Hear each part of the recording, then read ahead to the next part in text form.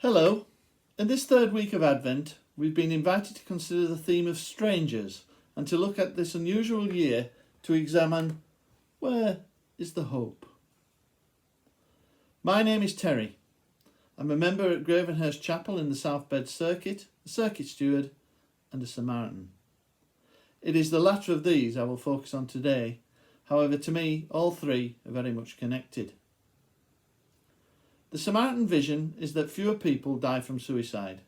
We make it our mission to alleviate emotional distress and reduce the incidence of suicidal feelings and behaviour by being available any time, day or night, for people struggling to cope.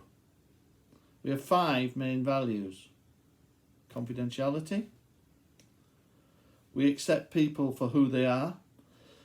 We want people to talk to us without fear of rejection or prejudice.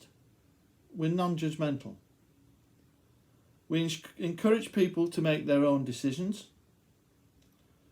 We do not actually specifically give advice, but discuss options with callers. It is right for people to find their own solution and keep the responsibility for their own decisions. Many people have been told what to do and what not to do many times before. But if they make the decision for life themselves, they're much more likely to adhere to it. We give people time, undivided attention and empathy. Human contact meets a very basic emotional need and helps many struggling to cope. If 2020 has shown a large number of people anything, then it's this. Finally, and probably most significantly, Samaritans listen. That's a very hard skill to actually learn for some of us, particularly me, as it means really listening. Not making assumptions based on our own experience and ethics. Not interrupting to get a point across which we feel is valid and which we've been thinking about while the caller's talking. In other words, we've not really been listening at all. If we're not clear as to what the caller means, we ask for verification. We do not rush to conclusions. Proverbs 18:13 states, "He who answers a matter before he hears it, it is folly and shame to him." Finally, we value what the caller is saying and remember that whatever the issue is, it is deeply important to them. So significant, in fact, they may be contemplating suicide.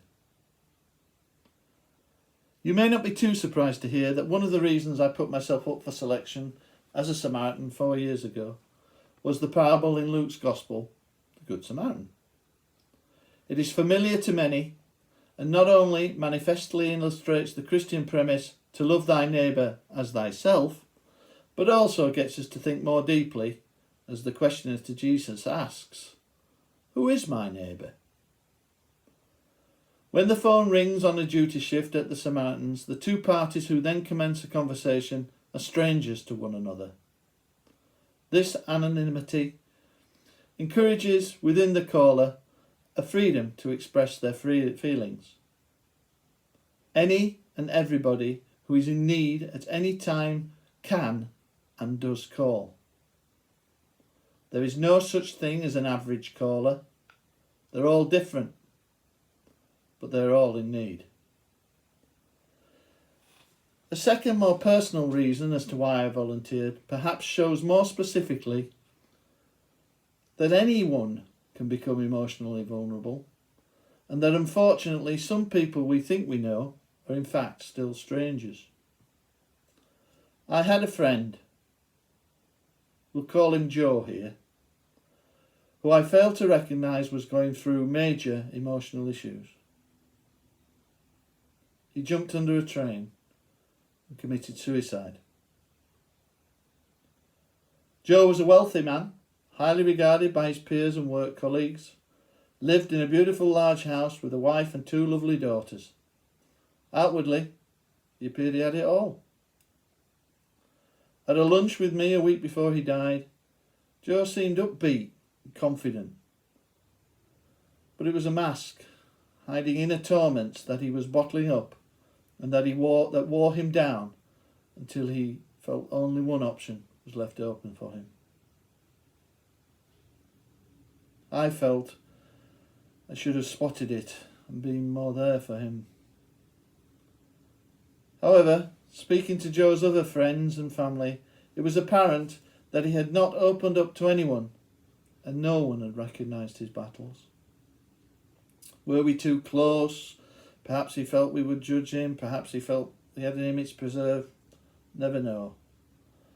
But I felt that talking to a stranger may have helped Joe, and I decided to find more out about the Samaritans. Perhaps you're asking, with all this talk of suicide, where is the hope here? Especially when this year has seen a well-documented increase in mental health issues made worse by isolation in lockdowns, an increase in alcohol addiction, an increase in domestic violence, bereavements where people have not been able to gain proper closure, and of course, massively increased pressure which has been placed on our essential service providers and carers. At the Samaritans, we have seen all these people ring, and many more trends reflected in the calls this year.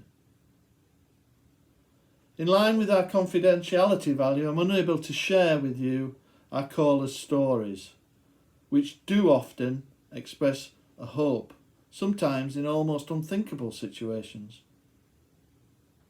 I can, however, tell you that many do express that hope. And I can tell you where I continue to find hope in every shift that I go on. Firstly, I have hope every time the phone rings, as it shows someone has had the courage to call before embarking on a terminal act. Consequently, even if it is deeply hidden inside them, they may recognise that suicide is not an inevitability. Secondly, I hope that by using the extensive training given to us, and with God's guidance, I can help the caller past the emotional hiatus they are at that present time and explore other options. And thirdly, on a more general level, I hope that society has gained an increased awareness of emotional strains people can experience relating to isolation, loneliness, mental health, etc. And not forget how we've all been feeling when we were in the same boat. To the majority, it may have been inconvenient, annoying, frustrating, but to a significant proportion, and for many different reasons, it was much more difficult to cope with than that. I hope through this shared experience, people recognise that our neighbour is not too different from ourselves. Before I go into every shift, I sit in the car and say a short prayer. I make no apologies for it being a prayer for personal help from God at that time, but feel that if I shared it with you, perhaps you may find it in your hearts today to use it as a foundation for your prayers, not only for the people who are in need and who call, but also for my fellow volunteers and I, who often struggle to do the best we can. Dear Lord, guide me to focus on the caller's needs and put my personal issues aside during the up-and-coming shift. Give me patience, empathy and clarity of thought, and assist me to fully listen to hear what the caller actually says, thinks and feels. Help me not to make assumptions and empower me to be non-judgmental and value the call's significance to the caller. May I do these things in your blessing, and with whatever I say or do, may I do it in and to the glory of your holy name. O gracious Father. Amen. You will notice that I do not pray to stop suicide itself or stop every suicide attempt. My personal hope and experience is that with the knowledge that God is in our corner, most callers will get past their crisis hiatus. They will recognise that they have other options and that they will choose life. if, on the few occasions that they do not, then I know that the last person that they spoke to will have shown them respect, empathy, and given them full attention and time. They may be strangers, but they are our neighbours, and as Jesus told us, we should not walk by on the other side of the street. Thank you for listening. The free telephone line to the Samaritans is 116 123. It's a national line, open 24 hours a day, every day. If you feel, or you know others who are in need, please be encouraged or encourage them to call. God bless.